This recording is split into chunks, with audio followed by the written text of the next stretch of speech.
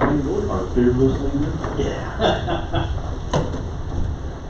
I pledge allegiance to the flag of the United States of America and to the republic for which it stands, one nation, under God, indivisible, with liberty and justice for all. Dear Heavenly Father, be with us this evening as we make the decisions for the community and the good of the world. In Jesus' name we pray. Amen. Anybody else have any limitations? Fine with me. Alright, so this is the approval of the agenda. This is approved the meeting for today, August 11th, regular planning commission meeting.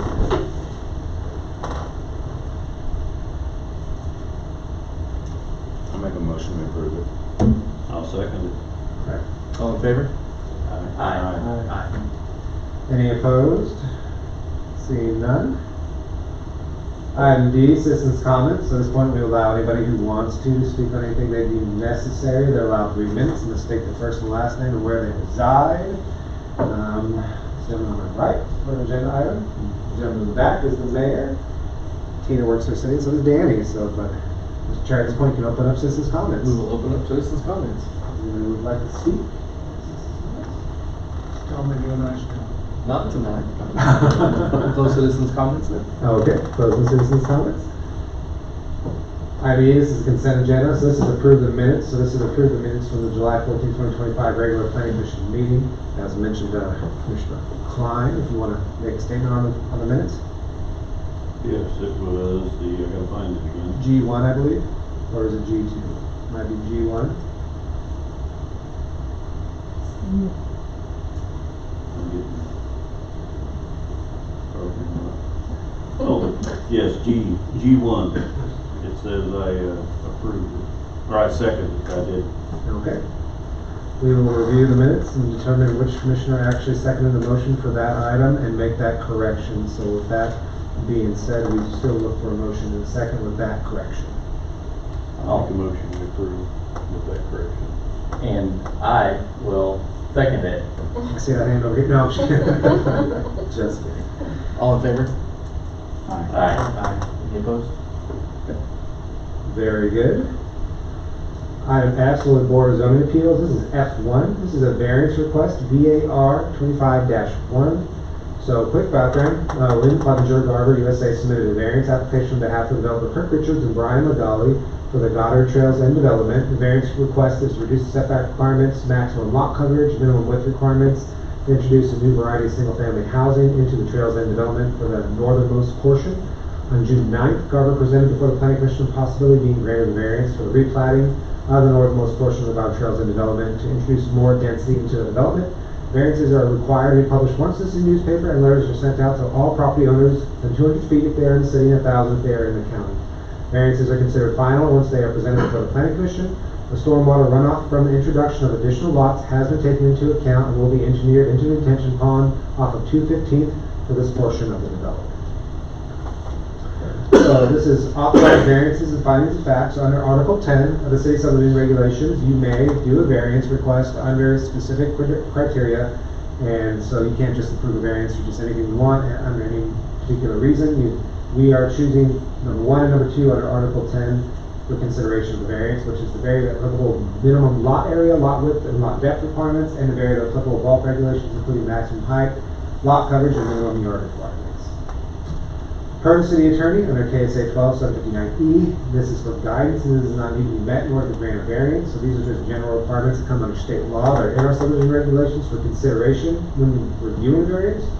So, that the variance requested arises from such conditions which is unique to the property in question and which is not ordinarily found in the same zoning district and is not created by an action or actions of the property owner or the applicant. So, it's definitely not unique to this property. This is just simply a request on their behalf to try to introduce more density to take into account change in mortgage rates. But no actions have been taken. So this is not to correct something that they've already done. This is just simply a request on behalf of that developer. That granting of the variance will not adversely affect the rights of adjacent property owners and residents. So no adverse impact on adjacent property owners. They're all within the same subdivision. This is single family within a single family with abutting duplexes, but these are going to be more single family. Lots are within the development and any stormwater is being adequately obtained per the engineering firm representing the project by elevating the weir for the project. So So we spoke with Garver about that because we're like, if you're introducing additional lots, that's additional impervious surface, is the detention going to be met adequately? And the answer is yes. When they build that weir on 215, they will elevate that weir to capture more water and not allow as much to be discharged to account for additional retainage.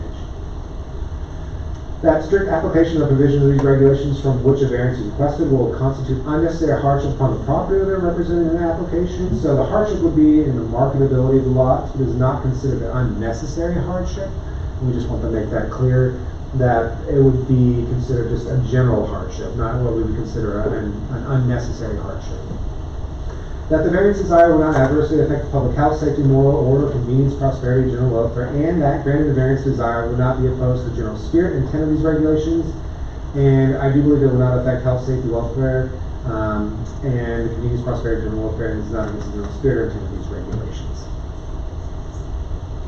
Financially, very small publication costs for the public hearing, which we are going to have today. Legal considerations, it's approved as informed. This is the attorney's opinion, Robert Kuykendall of Morris Lane, on March 9th of 2023. A decision for a conditional use or variance by the planning commission is final. It cannot be appealed before the city council. It must be appealed in Sedgwick County Court. So this is something that must be taken into account. It is recommended the planning commission have the planning commission chair both open the public hearing, receive comments, close the public hearing, and approve the variance request VAR 25-1. We do that with Kelly Major behind me, Garver, as an agent for that. So at this point, Mr. Chair, open the public hearing. All right, we'll open the public hearing. Very good. Since nobody from the public is here besides agent for the applicant, which he can speak after the public hearing, then Close the public hearing. very good. And at this point, it will just simply be deliberation on behalf of the planning commission and you want to say anything? I don't really have anything to add. Just want to thank you for hearing this evening. I'd be happy to answer any questions you may have about the project. What's the normal setback, 25 feet? And what do you want to change it to? It's going to be the side yard setbacks that will be decreasing. Have they picked a number, or? It's going to be 5 feet on one side, and I believe it's going to be 10 feet on the other side. It was going to be staggered. From one side is going to be 5, and the next side is going to be a little bit wider. So it'll be 5 on this lot, 10 on this one, then 5 on the other side. it's going to be staggered. I can't remember the exact number. Sorry, I forget. This is our R1, right? That's why we're doing this. It's Otherwise- R2. Otherwise, it would have been. Since it's R2 zoning for the whole development, we have to ask for a variance. Right. Yes. If it was R1, it would have started that way. Also, with the way it's platted, it's got to be replatted, which is why you're going to be seeing a replat for the next agenda items coming up. I apologize for not having it written down here on the plat, so that was it though. It was a staggered setback on the side yards. With 5 on one side, 10 on the other. I believe that was correct. It was close. For a total of 15 on each side, is that what you're saying? I believe so, Okay. yes. Which is certainly more than what we're doing with the new, so. I'm confused on what we're voting on here. I mean, we're voting to approve the variance request date. So what is the variance? What variance are we?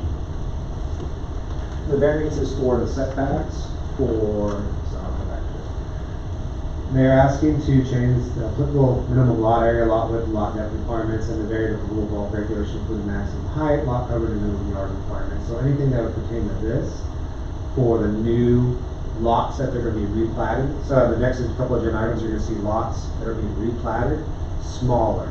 So they're doing the variance up front, and then when they replat, those lots are going to shrink. And so you're going to see them on the agenda items, and then you're going to say, wait a minute, under R2, those lots can't be that small, and you can't have buildings that are that close together. You go, so then the variance covers that. So I guess that's my confusion too.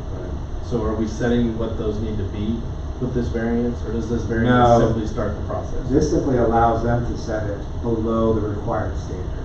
That's what this variance Without is. any hard numbers. Without any minimum? That's right. So they're going to have, because not all of them can be exactly the same, because you're going to see that they'll have one staggered here, and then if they get to a corner lot, it might shift. And it's depending on the layout, you will see that the homes will actually shift depending on where they're at. But there's not going to be, But can we say a minimum of 5 feet?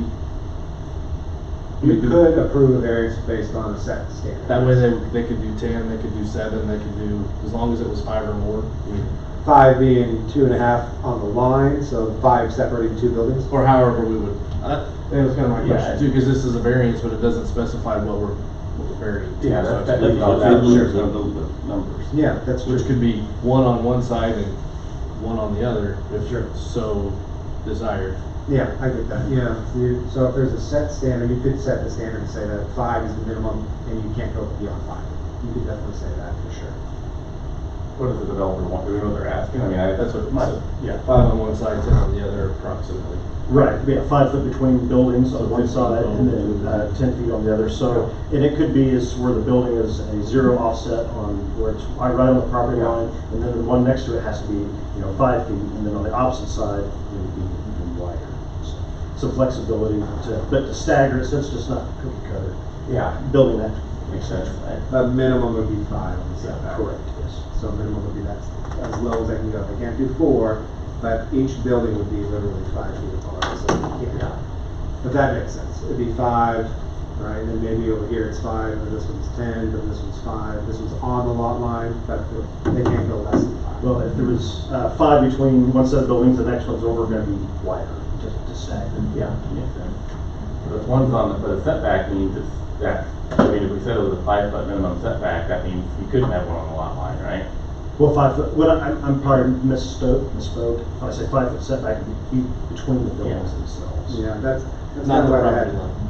not the property line. Right. Yeah. So in some cases, it'd be a 0 setback. Yeah. Right. Yeah, that's probably why they had trouble trying to define that, because they're trying to have that staggered look, and so that's why they're saying, well, if I do a minimum 5, that'd be a violation, because I'm a 0 lot line, and one of them's Yeah. straddling the lot line, that's a 0 lot line, and another one's 5 foot away. That one has a 5 foot setback, but the one that's being built has a 0 setback on the side.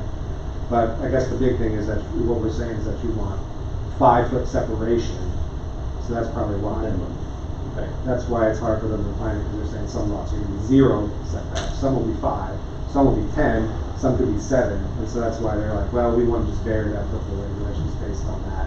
But since they don't know exactly which homes on which lots, they didn't really define that.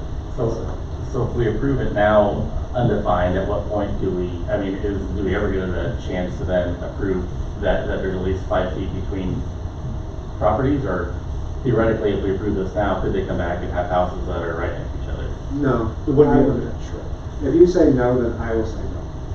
Because they'd submit the building permits, and they have a plot plan on the building permit, and on the plot plan, you'll see where the house is built. You won't see it, but you would say, we don't want buildings that are closer than 5 feet to each other. So if that means 0 on one, but 5 on the other, then that means there won't be any building permits being approved that will have them closer than 5 feet together, Okay. because they're not allowed. But there's no going back and changing it if we approve it. Yeah, that's right. That's up to the developer.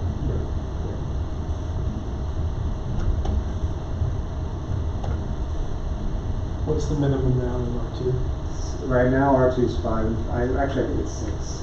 6 foot off. Standard for principal, yeah. Off side. Mhm. Side.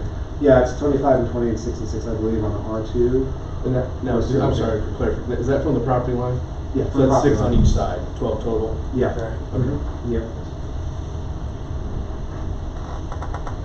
So we would have to be very specific and say 5 feet between houses, Mhm. which would then allow them to shift That's right, towards the property line if necessary. that's right.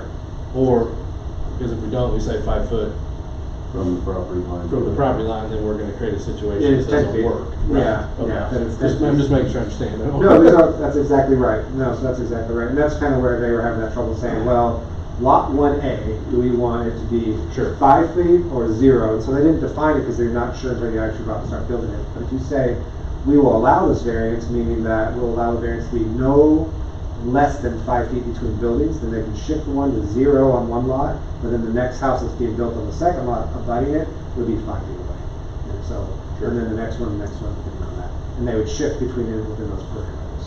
But the house that's on the property line, you can't walk down the side of your house if your neighbor puts up a fence, right? If it's on the property line.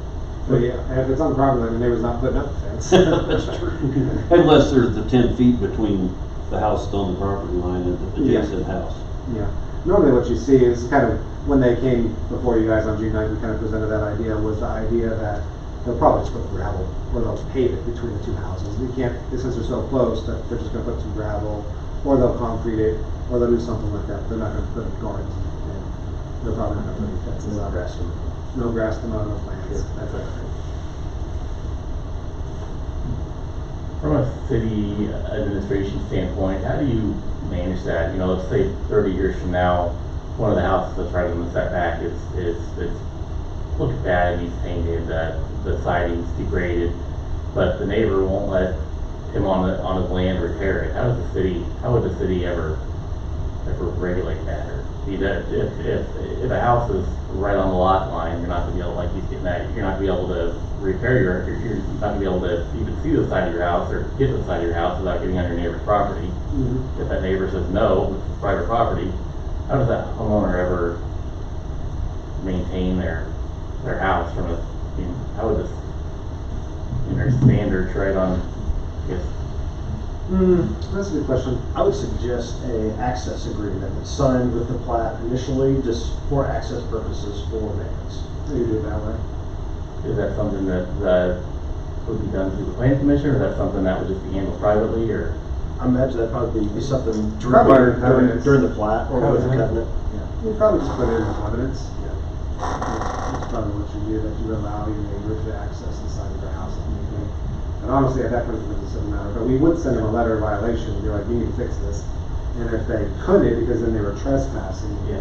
well, then the city would probably intervene on behalf of them and say, you need to allow them to fix your property, to fix their own property for that matter. So, yeah, that's kind of how it played out. They would probably get the covenants, which I imagine they've done before, so. Change it to 2 foot minimum. From the property line? Yeah.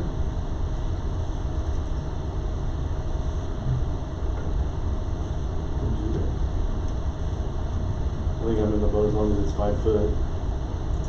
Yeah, but Because I actually, no, I understand, I just meant based on our change to R1, 5 foot to me is reasonable, but do we wanna have a X number of feet from the property line, or? I don't see it being Zero a setback, I big think. issue. Mr. Parks, have you seen that before? No. I mean, townhouses where they're built on the lot lines, not, where there's just no setbacks inside lots. No, this is a new world.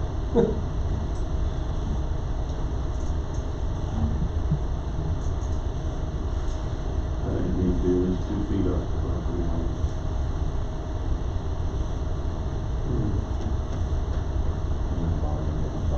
Doesn't it?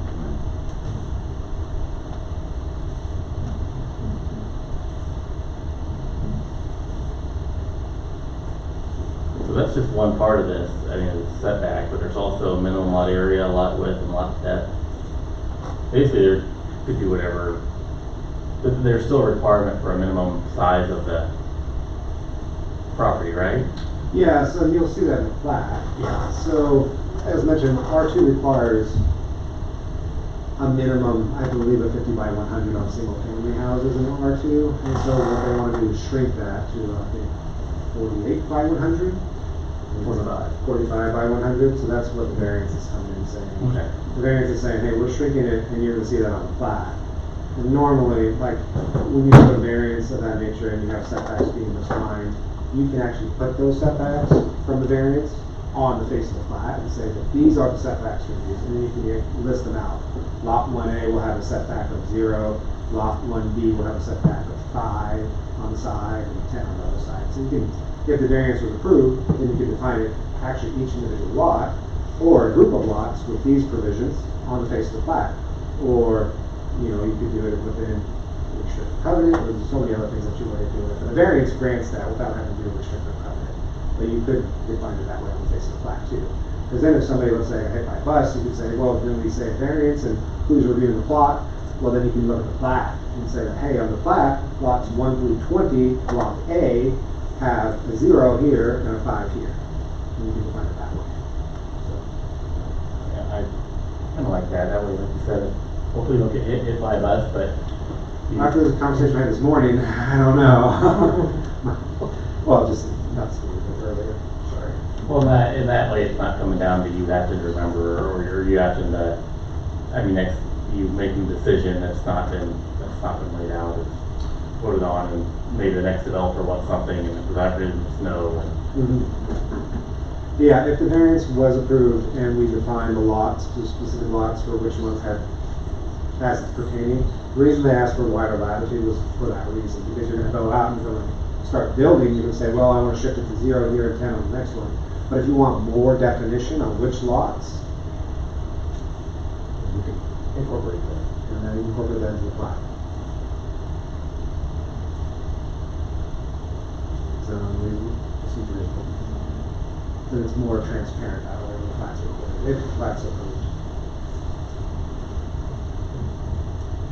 And so the home would be, you said 45 by 100?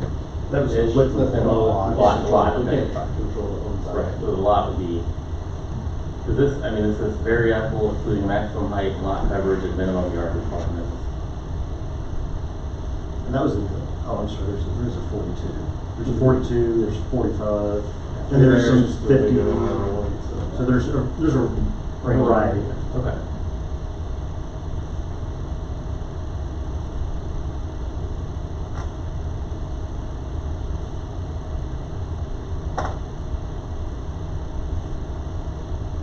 I make a motion, we do not approve the variance.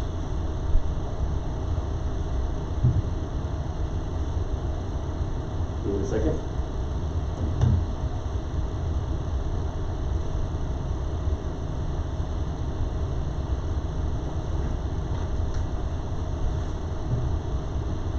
Now what? Somebody makes an alternative motion. I'll make a motion that we approve the variance with the addition that the homes are at least 5 feet, that there's at least, there's a minimum of 5 foot separation between buildings. And that the actual building layout be approved via, the plotting. I'll second that. All in favor? Aye. Aye. All opposed? Aye. Okay. Variance passes 4-1. Thank you very much. We will take that, and that will be recorded on the plat to require at least 5 feet between buildings. Understood? Yes, sir. Great. Moving on. This is old business G. This is G1, parking space minimum amendment under Article 5.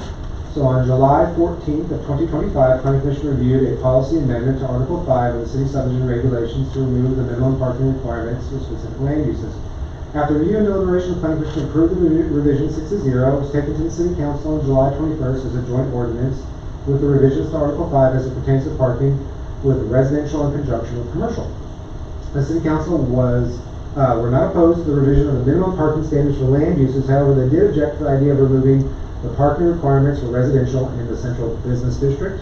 They asked if the Planning Commission would consider these items as 2 separate items again, if they could consider the possibility of adding additional language that would allow the Planning Commission to require additional parking if they perceived it as a heavier impact in the downtown area or the zoning administrator.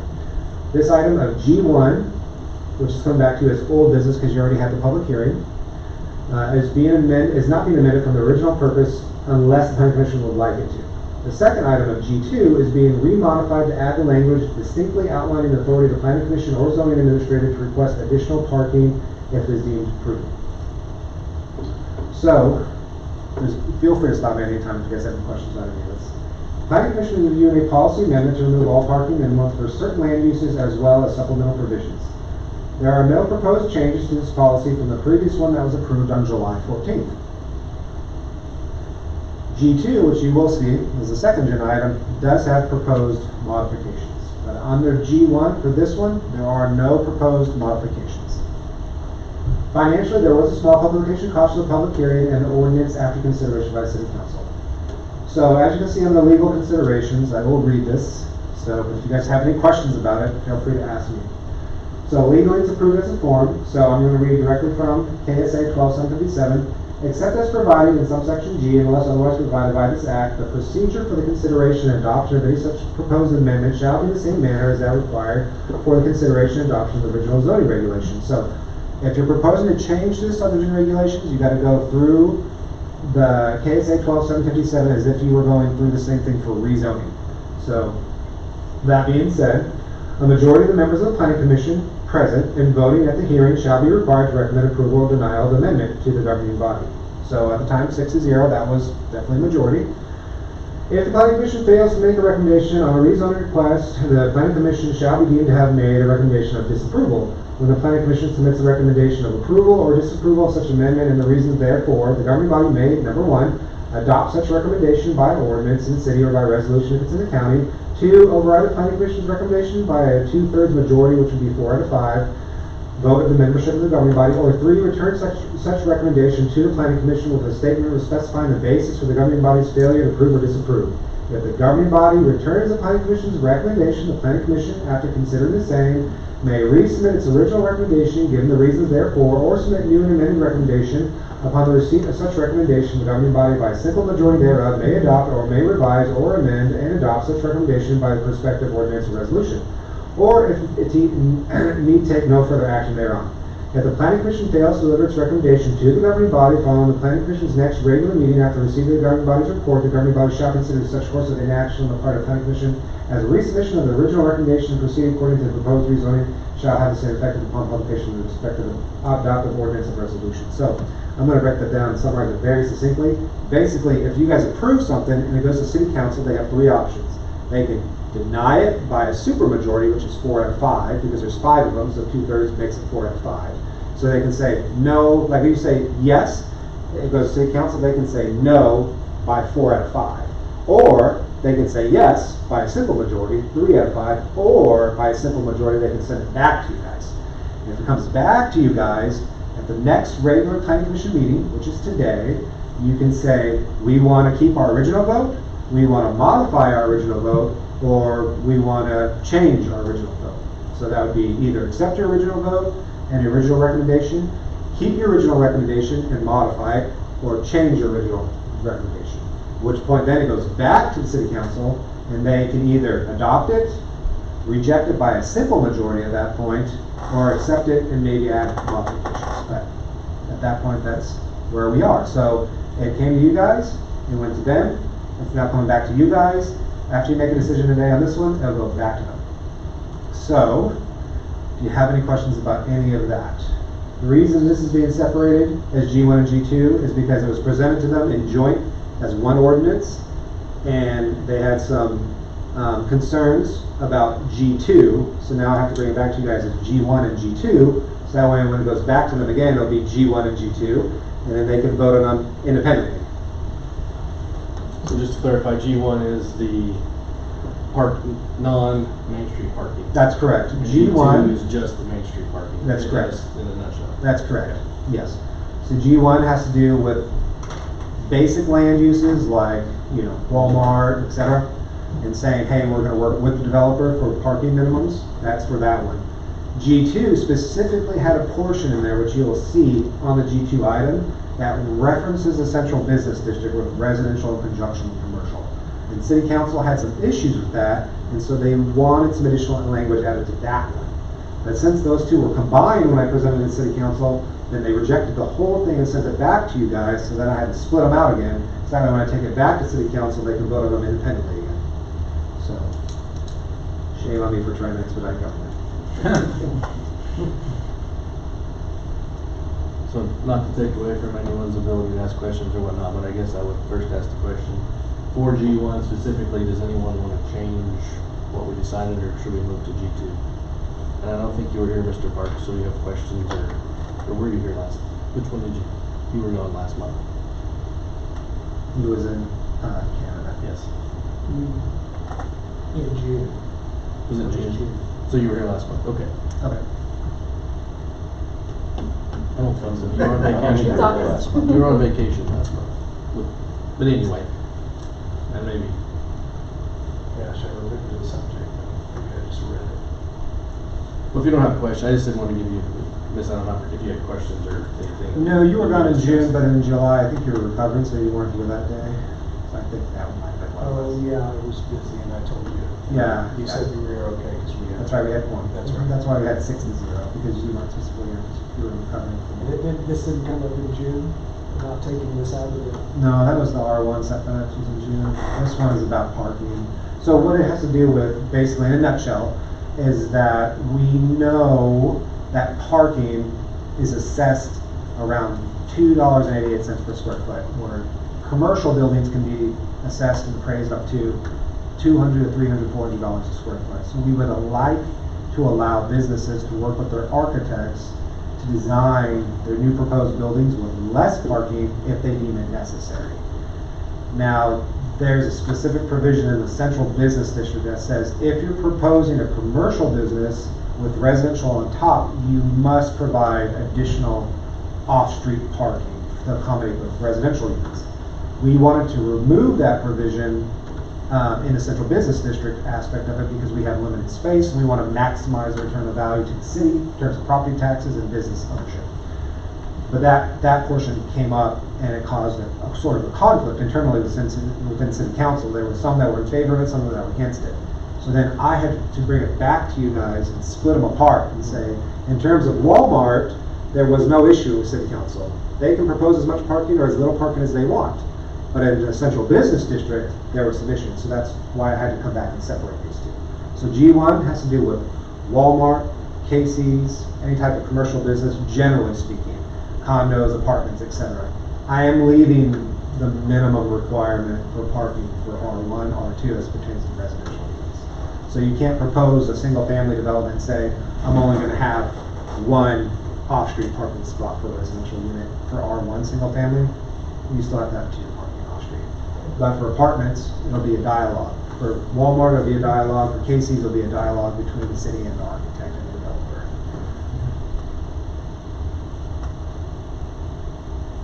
We're looking for a motion for the G1.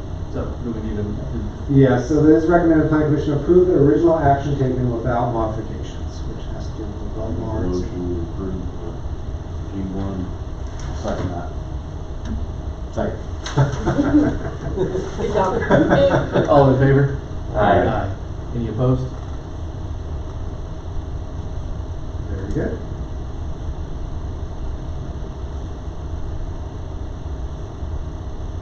Sorry, can we get that motion one more time? I missed it.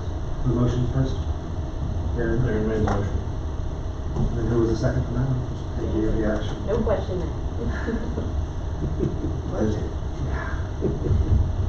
Thank you very much.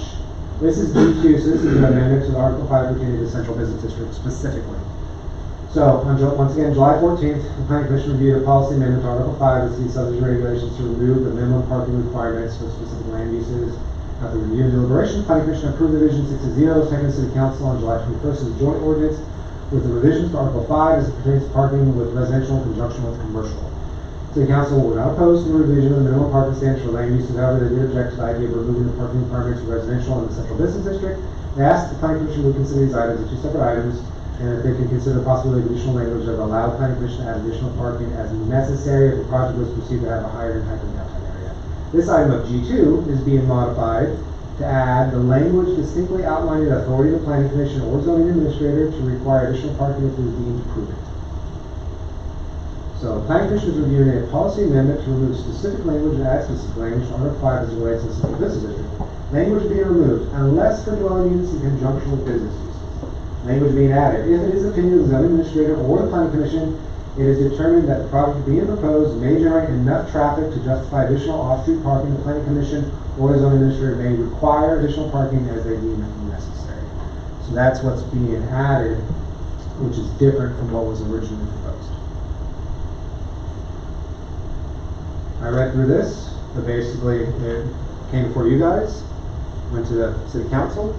City Council liked that additional language added, reasons being they had some concerns about in the future, if residential was in conjunction with commercial, what would that mean for smaller businesses on the main street? Who would absorb all that parking?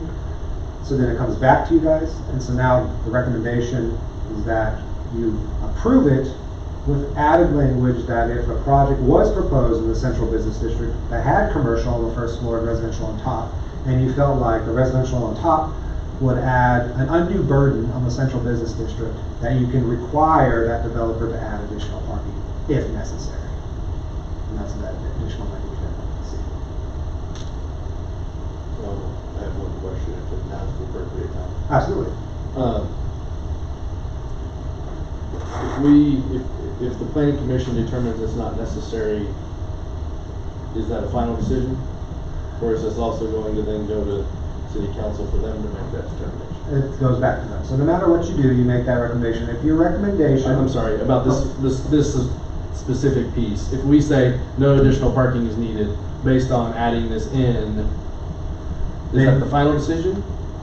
Or could city council say, no, we really think you need to reevaluate that, they need parking? At that point, it goes to city council. After tonight, it'll go to city council. I'm sorry, I'm not making, so let's say we approve this with the addition. So Yes. Now we have the purview to say, yes, you need additional Yes. parking, no, you don't. Okay, we as a group decide it's not necessary for project A. Does the city council have the ability to say, no, you need parking? Or is our decision final? Your decision would be final, because it'd be determined on the site plan.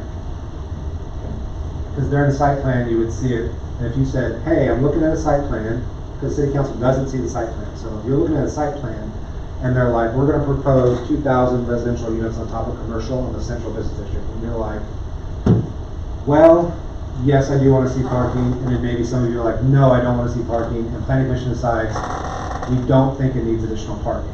That's under your purview, that's in the subdivision regs. It then would go nowhere, because the site plan doesn't need to go to city council. Okay. You have made your determination, it's under your purview under subdivision regulations to add as much parking as you want, or as little parking as you want. And so if you make that determination during the site plan review, that's it. City council can't veto you when it comes to site plan. Unless there's an aggrieved applicant. Sure. If somebody's aggrieved because you're forcing additional parking on them, and they think it's unreasonable, they can be, as an aggrieved party, as a developer, they can go before the city council and be, I'm aggrieved as an applicant for my development to have additional parking, it's cost prohibitive. City council at that point can take up the mantle and say, we will veto the site plan of the planning commission.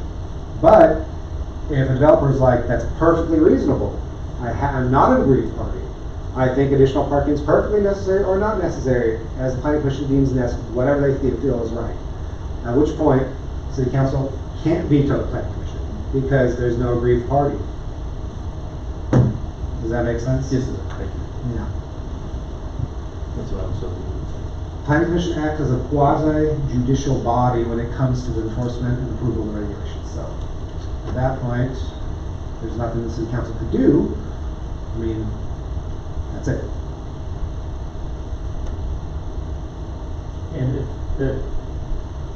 since this is the second time this is going in front of the city council, regardless of what our recommendation is, whether it's yes or no tonight, either way, the city council will vote and it'll be a 3-5, no more supermajority. That's correct. That's correct. Yes. So once you make a decision, once it goes to city council, it's a supermajority. But if it bounces back, and then it goes back to them again, as it has to, it becomes a simple majority. So once the bounce back happens, it becomes a simple majority at that point. Good question. All good questions. So in the central business district, there's no off-street parking required until it's of the opinion of the zoning administrator that that is needed for that project. Yeah, so this is interesting. That's where it gets tough. A little tough, but not really, because like in the city of Wichita, central district, you don't have off-street parking requirements. No. So But they that's, never go that step further to where it would be somebody's opinion. yeah, so this is kind of interesting because what you're saying right now, currently, let's say that right now, a developer's like, I want to build a 2-story retail, but no residential units, but 2-story retail, 20,000 square feet on both floors, let's say hypothetically. Let's say that they could do that. There is no provision in the subdivision regulations that requires off-street parking, because it's all commercial. All of it's commercial. But as soon as they say 2 stories of retail and a 3rd story of residential, we go, you need off-street parking. And so, the question becomes, is that additional residential parking requirement justifiable or not? So we do have it required for any of the residential zoning in the central. That's right. Oh, And- okay. and right now, currently, it is a requirement. In fact, we required it. I think that's a good thing. I required it of Ariel and High Cal with TNT when they said, hey, we want to put residential on top of our new office space. I said, residential, that means off-street parking. Yes. And so they built off-street parking. And so we said, let's remove that and just simply say it is at our determination, because we have enough off-street, we have enough parking in the right-of-way that we feel like we can absorb any type of residential proposal currently. Now, the concern that came up at City Council was, in the future, what if you proposed multi-story developments that absorbed, and those residents absorbed all the off-street, all the parking on the street, and then people who were trying to come to those retail businesses couldn't. And then what happens there? So they said, let's add language that says you can not require it unless you feel it's going to create an undue burden. So that's where it comes back from. So it's kind of this back and forth and then theoretical situations. So it is required for ours in the central business. Yeah, on top of commercial. Until the zoning administrator gives permission to delete that. Right now, no. Right now, the way it's written, I don't have permission to delete it. Right now, it's simply, you have to do that. If you say now, I want to build commercial and residential on top of commercial, you have to provide off-street parking. Okay. The way we changed it was that we felt that we wanted more building and less off-street parking because it absorbs all of the personal property, which we would rather have more building than parking on it.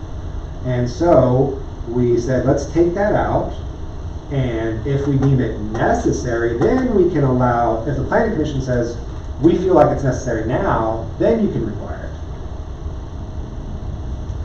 But the way it would be written now is that it's not required unless you feel like it's going to create a burden. Does that make no sense? It does. But I also have a whole other meeting to talk about it, so that's why I wanted to digest it. Yeah. No, take time. No, I'm sorry. But I also have to, so another concern that Mr. Price kind of brings to light here. You're very good about asking for opinion, but this would imply you don't have to. You could require it. Yeah, I could just require it, but you would see it on the site plan. Is that what you're saying? I guess we'd see it on the site plan. We could say You yes have or to no. see it on the site plan. Okay. So we're going to see it no matter what, regardless of what You your will. opinion is. The Yeah. city council will.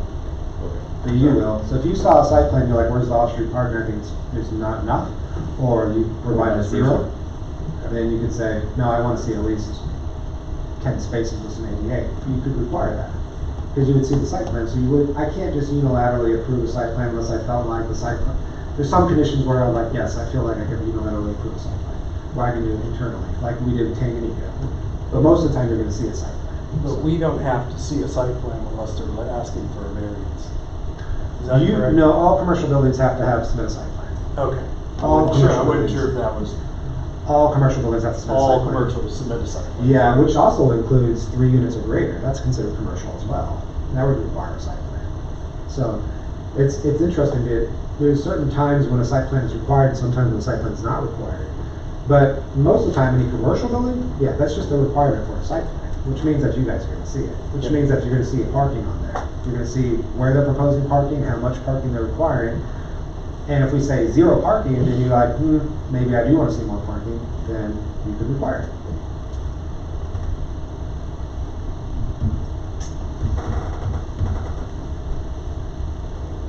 I personally don't. I mean, we basically approved this same ordinance last month with the difference. Now we have a little bit more control. Last month it was, hey, it's not required at all. Now it's not required unless we decide it is. So this is almost just, yeah. So I don't personally, I mean, I think this is actually better than it was last month. Gives us more control. Yes, exactly.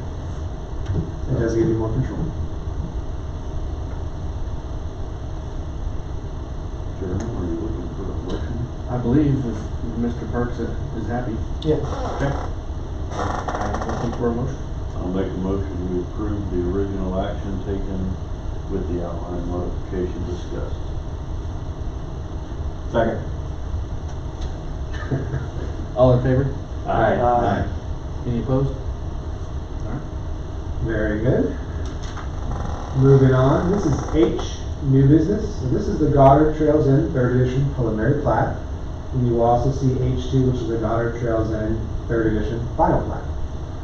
So on April 14th, 2025, the County Commission reviewed and approved the preliminary and final replat of the Goddard Trails End development. On April 29th of 2025, City Council approved the final replat. On June 9th, Garber presented the possibility of replatting the northernmost portion of the development to allow more single-family housing. This item is the preliminary plat for the replat of Goddard Trails End named Third Edition. So that's a lot, but you guys have questions. Planning Commission is reviewing a preliminary plat for the replatting of the land on the northern side of Goddard Trails End development. The original plat, as it's outlined right now, has the remaining lots on the northern section of around 22. This new plat would propose 44. The land use is single family, the minimum lot size is about 40, width depth is 100. Garber has reviewed the drainage plan and will elevate the weir to catch and contain the additional stormwater runoff from the site from the introduction of additional lots. So this is the preliminary plat. It's kind of washed out a little bit. The green is the sewer, blue is the water. And what you're seeing here is that they're coming in off of 215 right over here on the side. And then they'll take this road here, you'll have two hammerheads, and then the introduction of smaller lots. And this is where the variance came in.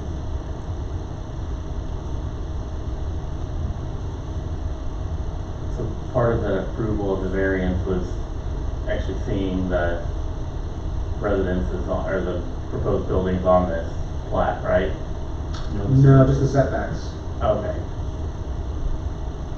Because you're not going to see buildings on the plat. Or well, the spacing between the buildings, right? Whether it's 5 feet or 10 foot. What they would do is that up here, per the variance approval, at least unless I misunderstood, but on the face of the plat, which would be on the final plat, which is recorded, you would see lots 1 through 6, block B, shall have a minimum of 5 foot separation between buildings. And then you written as text on the face of the plat. So that way, as people are approving building permits, they'll say, wait a minute, this building permit has lot 1, block B, right on this line, and another building permit has lot 1, block B, right on the line. You can't do that. Building permit denied. That was in the final plat, not a preliminary plat. That's right. Okay. Which is the next agenda item. Correct. No, all good questions. No, that's good. And a preliminary plat has more graphics on it and contour lines and sewer lines and water lines. But when you go to the final plat and you record it, all that stuff gets stripped off. So this is mostly for us to see kind of layout, or the water lines, sewer lines, and contours and everything else. When you get to the final plat, all that stuff gets stripped out and you see basic lot sizes, street layouts, signature lines, things of that nature. And so at that point, from what we have in variance request, you would approve the final plat if you wanted to, making sure that they're contingent upon the introduction of the extra language that was approved for the variance. At which point, when Jamie comes to sign a Mylar, just like he did today, he'd be like, let me make sure that text is on there. Of course, I'd make sure too.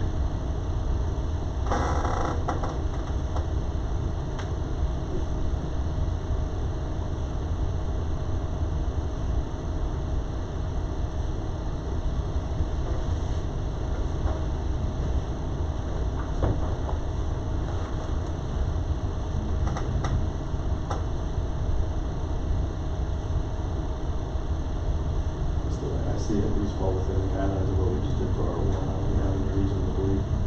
Yeah.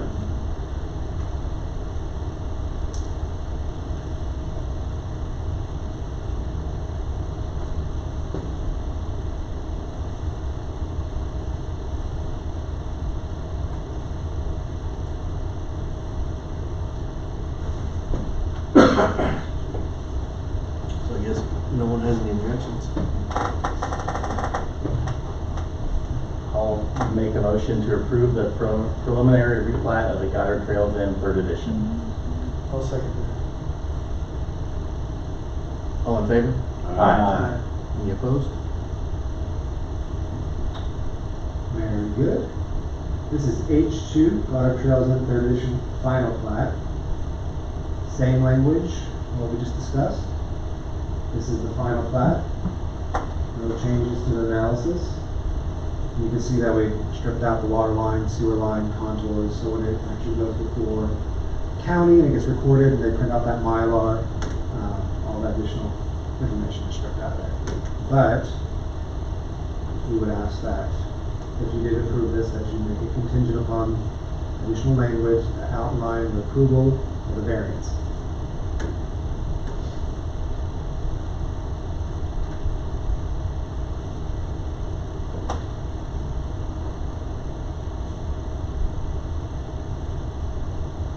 You approve the preliminary plat. I'll make a motion that we approve the final replat to the Goddard Trails End Third Edition, contingent upon Additional adding, language. yeah, additional for the language variance. for the variance. I'll second it. Go ahead. All, Very good. all in favor? Aye. Any opposed? Very good. Well, you want to stay with us tonight, or if not, have a good one. Thank you very much. All right. Want to see that Mylar without any additional language on there? I'll get it just like you did. I'm telling you.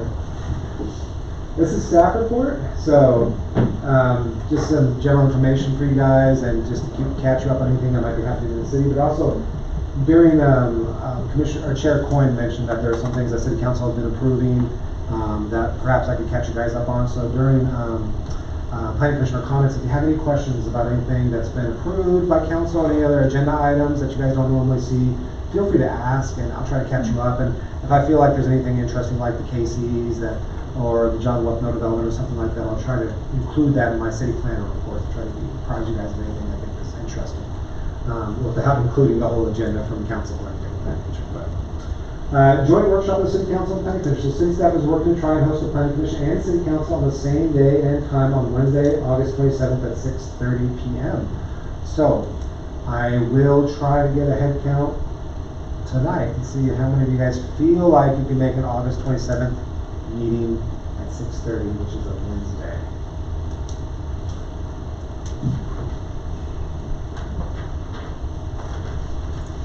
I don't know what shift I'll be on that day. Okay. We can have it 12:30, right?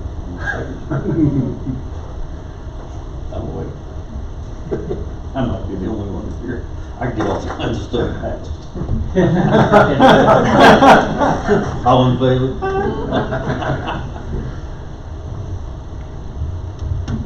I should do it. You here? Connie's gonna get that. Yes. Okay. Yes. Trustee Forrest. I will make it work. Okay, okay. Very good, that's 3. I'll be here. Oh, okay, very good. Great, great. And I can follow up. I think Time? I'll be on third shift that day. So that's a no on that one. Huh? Third shift is no. Yeah. Okay. No, third shift is yes. Oh, you'll be Second's no, unless y'all want to come to the hospital. We have Okay, so you might be able to make it as I well. might be able to Well, make it. great. Well, then we'll have 5 out of 7. That's fantastic. That's fantastic. Okay. Well, I will give you guys a reminder per the usual. You'll get an annoying phone call on Friday from me saying, hey, just as a reminder, we're going to join workshop. The John Lucknow development. So City Council and members of the Planning Commission visited the Rock Spring development in Bel Air to review the type of duplexes that are being built in that area. The developer would like to build something similar off of 1/8 and 31st on the northwest corner. And so we went and looked at some of the duplexes that are being proposed. We talked to the developer about a mix of single family and 2-family. He's working right now with Garber to look at maybe a preliminary layout, to show the Planning Commission and City Council, to talk about ratios of single family and 2-family. Nothing has been annexed or rezoned or approved yet. Right now it's just completely preliminary. So that was a good trip. Casey's, so you probably noticed that Casey's broke ground and is anticipated to be open by December 4th at the latest. So they are swearing come hell or high water. They will be serving pizza and gasoline on December 4th, which is shocking, considering how fast they have to build that building, but it's good. It's good for them. And we're actually hoping it can be opening sooner, so that's exciting. Chris Williams is stepping down from the planning commission, so he and his wife are moving out of Goddard, and with that, he feels it would be best to relinquish his seat effective immediately. Commissioner Williams replaced Commissioner Hall to fulfill his term from January 2023 to December of 2025. Commissioner Williams' replacement will have to be nominated by the mayor and ratified by the city council to fill the remainder of the term. After that, in December, the city council will have to reappoint his replacement and serve another 3-year term. So, Commissioner Williams' term would have expired at the end of this year, and then at which point he either, would have said, hey, can I be nominated for another 3-year term, or maybe I don't want to be nominated for another 3-year term, at which point then we can try to go for somebody else. But I will ask you guys, if you do know of anybody, feel free to email me or text me any recommendations you might have, and I will convey those recommendations to the mayor, and then that mayor can make that consideration, and then after that, considering whoever he wants to be as a nominee, he will then take that nominee and say to the city council, I nominate so-and-so as a replacement to Commissioner Williams, at which point the city council can then say, we agree, at which point then that replacement would fill Chris Williams' seat. So, any questions about that? It is effective immediately, so you will not see Chris again at another planning commission meeting, so any farewells, feel free to text him or call him directly. He will be dropping off his iPad. At this point, we'll move on to item J, planning commissioner comments.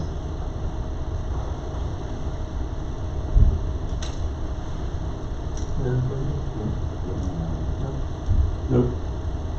Just a question, I guess, Mhm. or comment. When we do get citizen comments, it seems like a lot of their questions usually have to do with stormwater retention and eventually down the way issues, and the response to that typically is, well, let's be handled by Garber or by the engineer in the city engineer. Mm-hmm. From a planning commission, is there any role in that? Anything we can have a role in as far as ensuring that process is playing out fairly, or is that just? It would probably be, probably would happen during zoning, because that has to do with land use, but it could potentially happen during plating, which is when you have the determination of reserves and ownership and things of that nature. If you felt like a plat, for example, you were concerned, for example, let's say they were proposing a development like the one you just saw, and you're like, I appreciate that Garber is going to elevate the weir. I am not 100% confident in their maybe stormwater calculations or something. I would rather we table this until we get, I don't know what you want to see, but let's say hypothetically you did want to see stormwater coefficients in the calculus behind it. Maybe you do, maybe you don't, or maybe you want to see I want to see a general drainage plan maybe. You could require something along those lines and say, I would like to see a general drainage plan layout where these lots are going to drain, and I want to see that before I approve the plat. That's something you could require. Plat approval, preliminary plat approval, and final plat approval are contingent upon the planning commission before the final plat goes before city council. So if at some point between you guys seeing it and city council seeing it, there's a concern, you have every right to raise a flag at any point to say, hey, stop the process, time out. I want to see additional whatever it is. Now, depending on what that concern is, we might advise you differently. Perhaps this is a concern for somebody else. The attorneys have certainly weighed in before on stormwater matters, and so if you need to hear more from the attorneys, feel free. There's always that possibility. If you need to hear more from the city engineer, we can certainly include the city engineer. Tina is actually very knowledgeable when it comes to stormwater runoff and retention, and so she's certainly happy to answer those questions, even though she doesn't like to come up and speak. I will force her to. So if there's any concerns between approving a plat and sending it off to city council for final approval, then put a stop to it. And simply say, I'm raising a concern, in which case the rest of your commissioners can also validate your concern, or simply say, I don't have the same concern, and in which case that will be taken into account. But yes, it's well within your right to say, I have concerns about retention, stormwater runoff, anything along those lines, and I want to table this approval until we address this concern. Okay? Is that it? Yeah. All I have. So I have a question. So our recent change to R1 on the lot size, is there a reason why we would want to consider tripling this down to the R2? I mean, are we gonna see this a lot now? You're gonna see it a lot, and that's a very good question, and I've already, Just asking the question, I'm not giving me the stare like, what? And I just wanted everybody to think about it more or less, you know. I have published it in the city newspaper for a change to lot size requirements and bulk regulations in the R2 for Okay. single family to be considered in September. Okay, so let's go. Okay. It's coming because I'm trying to look into the future and see, and since you guys, you're right, you've seen R2 change, and then you're seeing an R1 change, and so it only makes sense that if the R1 change is good and people are using it, but now you're seeing more people wanting this mix, maybe reducing the amount of duplexes and increasing the amount of single family, but having them on smaller lots. And instead of approving an R2 and a variance every single time, maybe we just simply approve the R2 with smaller lot size requirements for single family detached. So I've already published it in the paper. Okay. And you guys will see it in September, and so then we can hash that out. That's a yes. I tried to Just do that. figured we were gonna see a lot of that, or potentially see a lot of that, so. You are.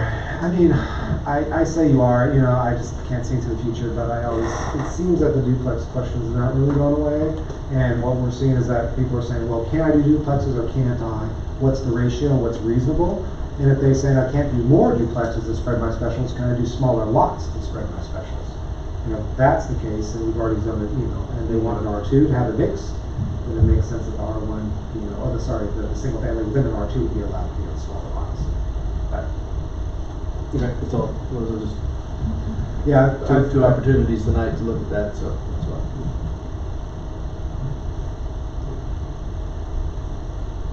What's your favorite time? I'll make a motion to adjourn. Second. All in favor? Aye. Any opposed?